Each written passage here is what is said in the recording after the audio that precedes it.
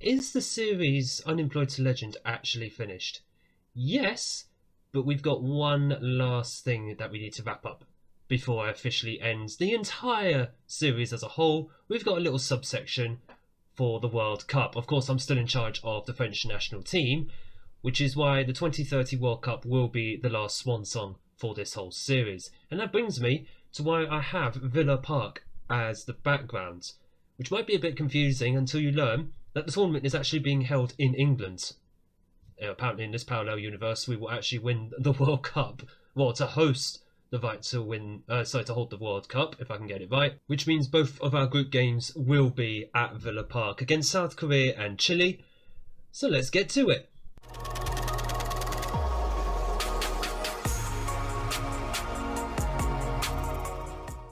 Hello and welcome to what is a spin-off of the Unemployed to Legend series that we've had here on the channel. Welcome to the French Files. My name is Craig and we are here for the 2030 World Cup as I'm still managing the French national team. Now the tournament has already begun. This is only going to be our first game of the tournament in what will be a 2-game group stage, which fits nicely into one episode, I think you'll agree.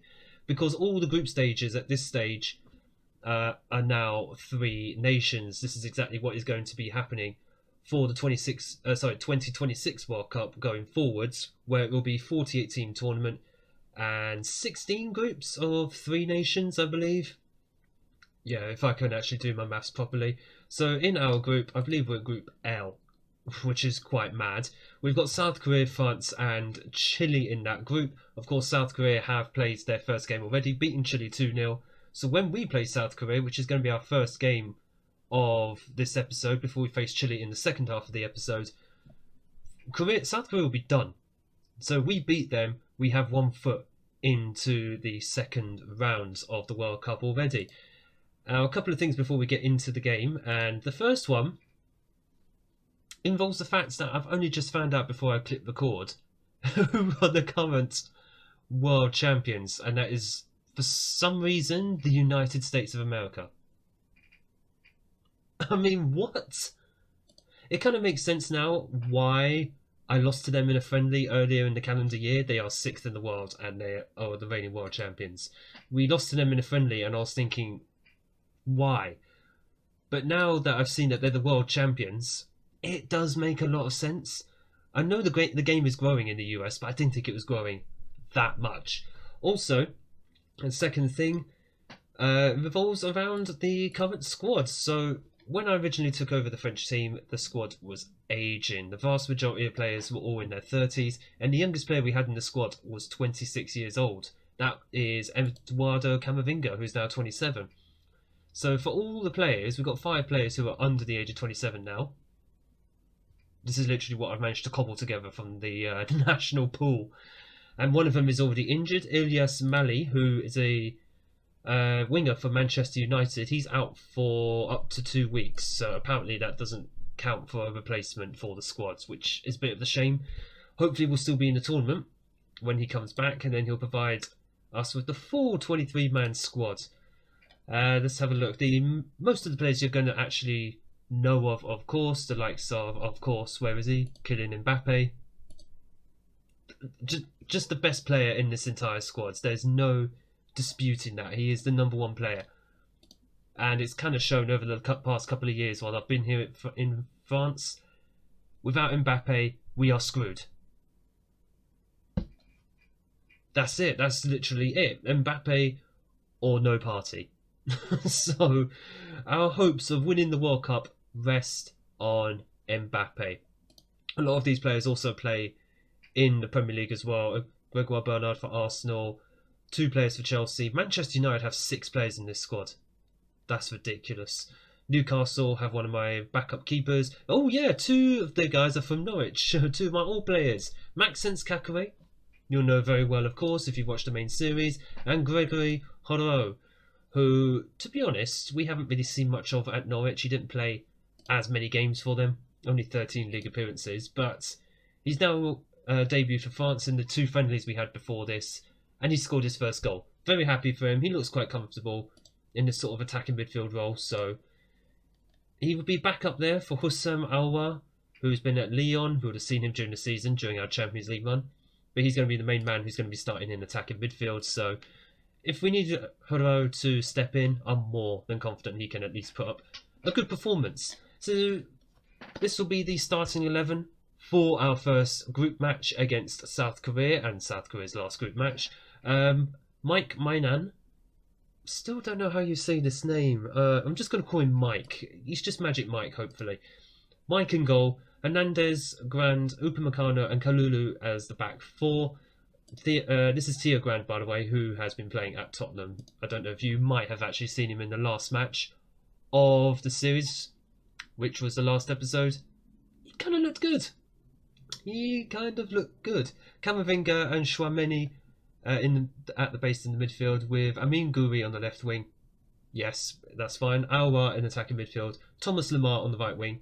Of course, the main man, Kylian Mbappe, will go up front. I know Mbappe's played mostly on the left wing, but he can also play as an advanced forward, which is kind of what we go with. So we'll see how that goes. I say see how that goes. He can play there as well. He can use his pace up front. He can also use his pace out wide. Doesn't make too much of a difference. So, let's get into this. This is a match we should be winning. I hope. South Korea are, I think, 31st in the world. I think. Although I'm very aware that they're going to have some fairly good players. Although saying that, where's who's the top guy? Heung-min Son. Does Heung-min Son not play anymore? No, surely not. Oh my, he's not in the squad. I thought that was him. It's Jeong-min So. No, he's not in it. Heung-min Son is not in the team. He's not even in the squad. Has he retired? Like, I know we're in 2030, but he's not. Is he that old? How old is he in real life? Oh, I need to actually switch to TV. There we go. I know we got a free kick. It has been swung in. Upamecano hits the post. Very good bright start for us. Less than a minute on the clock. We hit the post and the bar a lot of times in the friendlies. So I hope that will translate into some goals for us in this tournament. But yes, Heung-min Son not being in. I'm pretty sure he's still playing. He'll be in his 30s obviously by this point. But surely he's still one of South Korea's best players, unless they've literally developed to the point they're now considered one of the world's, well, I hesitate to say one of the world's best, but just maybe up there some of the world's best teams. One of the world's best teams. One of those who will get through to the knockout rounds, say, of a World Cup. Which is doable because the top two do go through this group. So even if we beat South Korea, hopefully we beat Chile as well. And that will mean South Korea and France both go through. So just do us a favour, South Korea. Roll over. Absolutely roll over. That balls like that over the top don't help whatsoever. Let's have a look. Who is looking the best so far? Mbappe. Definitely not Mbappe at the moment because he's just missed an absolute sitter. I'm saying that, who's looking the best in this game? It was less than 10 minutes on the clock. It's a bit unfair to start judging players already. But in case I haven't mentioned it earlier in this episode, I've probably alluded to it, but our main aim for this World Cup is to win the World Cup. And what a goal by Mbappe there. He has the ball in the back of the net, although VAR is going to check this. There is a suspicion of offside from Mbappe, but the goal was awarded. Happy days as we get our first goal of the World Cup on the board. And of course, it's the main man, Kylian Mbappe. Who else was it going to be? It could have been Guri. I mean, Guri is more than adept at heading a ball into the back of the net. Some of the French players also look decent for scoring as well. Gregory Haro being one of them. Coulon, Jean-Christophe Coulon is another one who he hasn't scored yet, but he's only just debuted for France and he looks alright. Oh gosh, Theo Hernandez. Why are they being drawn out of position? Oh, because I've still got mark specific player on. I'm going to have to take that off after the match. I hope I remember that. Because the next game is in about 4 days after this. So soon we've got Chile. All the games are going to come thick and fast during a World Cup, of course. So rotation and freshness will always be needed. And going 2-0 up will help massively. Upamecano bagging his goal. Should have had one earlier. He's made up for it. So it's all good. I forget actually. He's a very tall guy, isn't he? What, 6'2", 6'3"? I know Tio Grand is 6'4". Again, I'm still getting my monster central defenders into the squad. If you know how I play by now, you know that I love a central defender at set pieces who's getting up and making a nuisance of himself. I just want them to be quite fast as well, which thankfully Tio is. Upamecano, he's alright, he's decently quick, but giving the ball away, who was that? Who gave the ball away? Was that Lamar? I can't even click. Yeah, it's Lamar. I can't even click on him, goodness me. Giving the ball away does not endear yourself to me. I'm going to try not to get confused as well. Theo Hernandez is my left back, and then you've got Tio Grand. Let's try not to get them confused. Lamar getting the ball into the box, into Alwa, and that is 3. Well worked. Thankfully, that mistake by Lamar didn't cost us, and he made up for it at the other end. That's all you want. That's all you want from your attacking players. They're not necessarily defenders. There's a reason I'm going on attacking, literally attacking mentality down here. Because we don't play well on balanced. We don't play particularly well on positive. And anything else I dread to think of. Tio Grand with the free kick as we try and work ourselves another goal. There have already been some big scoreline. Has there been a big scoreline in the group stage? I think 1 maybe. And there is Mbappe, his second of the game. 4-0. We're on our way to a big scoreline at the moment here as well. Lovely stuff. And it's only 33 minutes on the clock. How have I lost track of the time already? But if we can... I say if we can. We've built up a big lead. But if we can maybe score another couple of goals, I can start to rotate a couple of players out. Mbappe would absolutely be one of them. Because we want him fit for the Chile game. God, another highlight.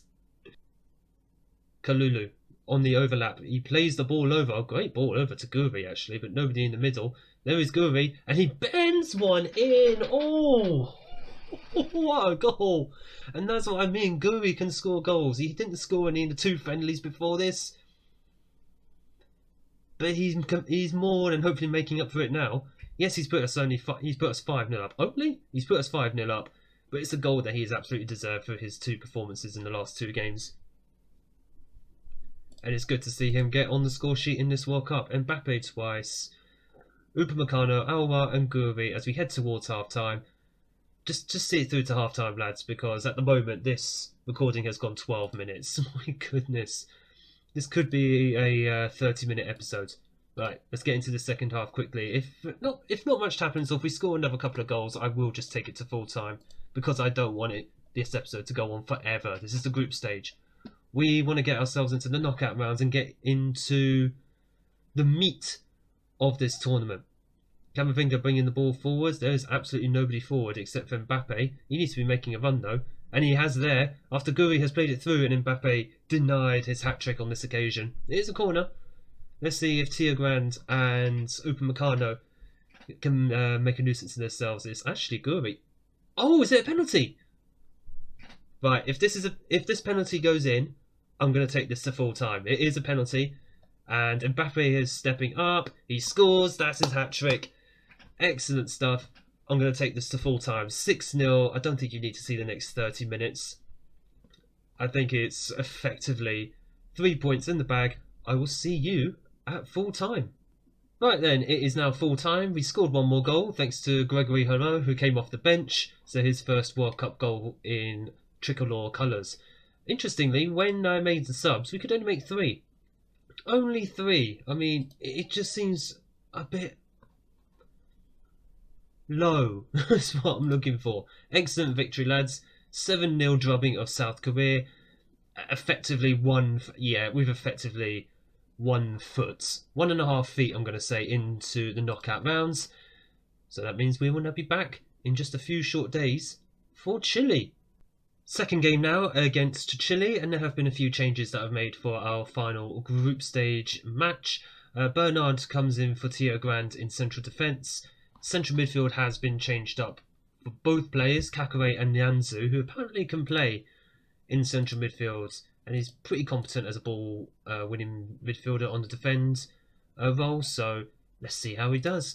It also allows the likes of Chouameni and Camavinga just to have a rest because they're a little bit tired. Mbappe drops out to the left wing. Haro has come in for... Who is it again he came in for? Alwa in attacking midfield. And Oddson Edouard has come in up front as the advanced forward.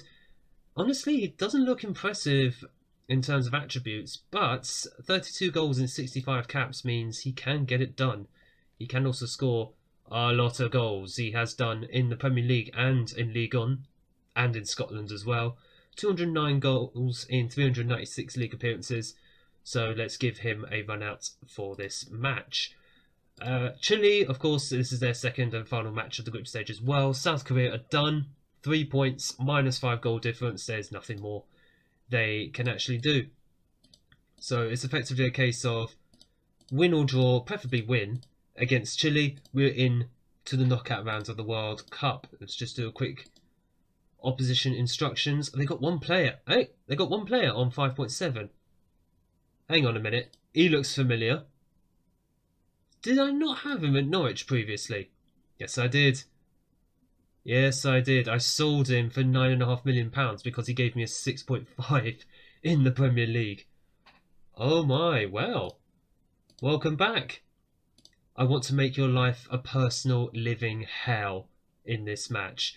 Let's get through this and find ourselves in the knockout rounds, which is when the real business will begin. Of course, the knockout rounds at the World Cup after 2026 will be the second round, the third round, quarterfinal, semi-final, and the final. The way I'm thinking of doing it is probably doing one match per episode, so it'll be those 5. Mbappe hits the post. He should have scored there. One match per episode. That way, if you see that it's a short episode, you can't just assume, he's been knocked out. Well, you can't tell. You have to watch to actually know, as Edouard blazes over an easy chance there. It's been all France from what we've seen in the highlights so far, and another chance goes begging after just 17 minutes. But I'm thinking of doing it like that, not just to prolong the whole thing, but effectively just to keep you guessing a little bit. Did he or didn't he get knocked out? Did he or didn't he get through? Again, the aim is to win the World Cup, so hopefully we make it through. But we'll see how things go. If there's one highlight and we win 1-0 in the second or third round, for example, then I will show the next game. Then that way, it's not just a case of just padding out the episodes, but it's a way of actually getting through the tournament a little bit quicker. Because otherwise we'll be here forever. Theo Hernandez down the left-hand side. There's no one in the penalty area. I'm a little bit alarmed by that. Where is Edouard? Where is Mbappe? He's more than quick enough. Kakare plays the ball over to Lamar. Good cross. Plays it in, and is that a penalty? Everything just stopped. I'm going to assume Galdames has literally just handled the ball. Literally just stuck his hand up in the air. It must have been what's happened. Oh no, yeah, he just pushed Edouard. Okay, cool. It was actually he pushed him. What did he do? Just push him straight in the back? Who cares? Edouard scores and he atones for his earlier miss. It's 1-0 to the French. And the knockout rounds one step closer, as they should be. We should be getting through the group stages. There's no denying that. Otherwise, it's a bottle job on top of all bottle jobs. Free kick, Lamar into Bernard. And there is Kakare on the rebound after their keeper just pushed it to the sides like his name is... Who did that at the weekend? Just gone. Not the weekend, last week. Martinez. He did that against Arsenal. The goal has been disallowed, which is a shame. But Chile's goalkeeper, Colau, trying to see what his name was, channeling his inner Emiliano Martinez for Aston Villa. Not the greatest of impressions he wants to make. Good save though on that one by Mbappe, from Mbappe's shot. It is a corner, and I don't think I've actually swapped my defenders. There is Upamecano. It doesn't matter, he's still a threat. Upamecano almost gets his second goal of the tournament. Mbappe swings in another corner, and there is Upamecano, but it's just cleared at the speed of light. Lamar with the corner. It's just back to back at the moment, as the ball is cleared, but only as far as Kalulu. Plays it back in, but there is no highlight off the back of that, and it is 1-0 at half time. Excellent stuff. Let's go gestureless and say, yeah, we can pick things up in the second half. Which we totally can. I believe we totally can. As we get a highlight straight from kickoff. This is on key highlights, by the way. Just in case you're wondering, I'm not got this on extended just to pad everything out. So you've got 2 matches in this episode. You don't need any padding out. I don't need any padding out in this one.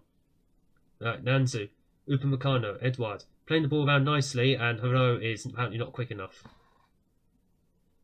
I have no idea. I don't know how the group stages have actually decided, to be honest. Is it head-to-head, or is it just on goal difference? As Mbappe makes it 2-0, hopefully it won't matter. It won't matter, hopefully, for South Korea. They're banking on us not losing to Chile. Because obviously, if we win or draw against Chile, well, if we hold on for a win, basically, South Korea will be joining us in the knockout rounds. So they're cheering on the French, even though the French slapped them in the last game. I can't get over that. 7-0. South Korea are not that bad, surely.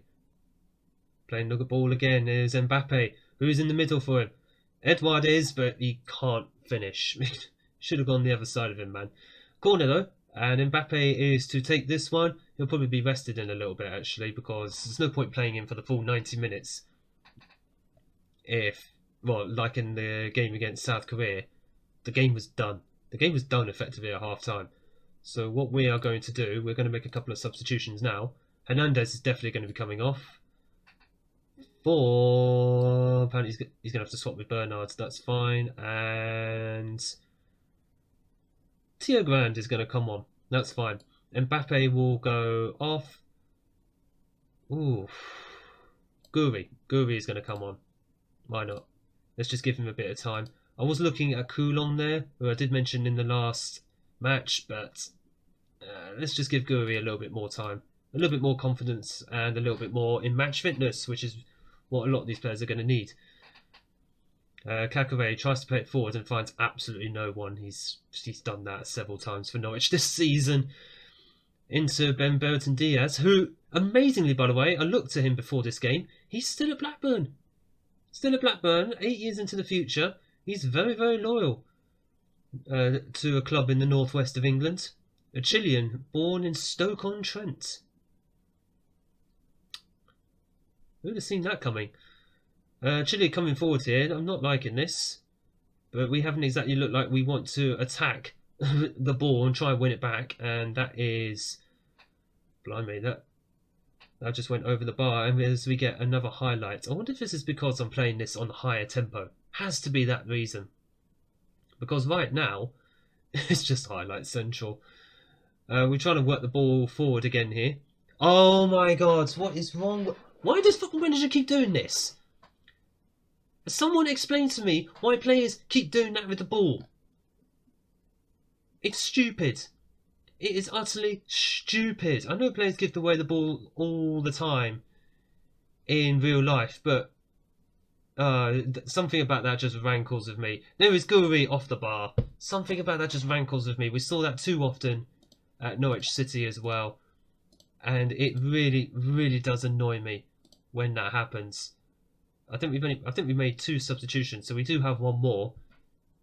So we are going to make one more, and it is going to be... Oh, is Mali fit now? Oh, interesting. But we are going to see about this guy, Romain Favre, who made his debut in the 2 friendlies before the World Cup. Scored in one of them? Yeah, he scored in one of them against Thailand, because of course he did. Padding the numbers against a nation who, although they're in the World Cup, they're not quality. Let's be honest. I feel sorry for Thailand. They got pumped badly by England and Ghana in this tournament. And that, folks, right there, is your lot for the group stage. Comfortable in the end. It was a professional job against Chile. Comfortable in the end with a +9 goal difference. Excellent victory for us, and that sees us through 6 points from 6 to play for. Bye-bye, Chile. See you later.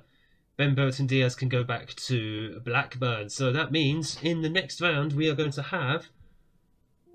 I thought it said Slovenia there. Are we playing Slovenia?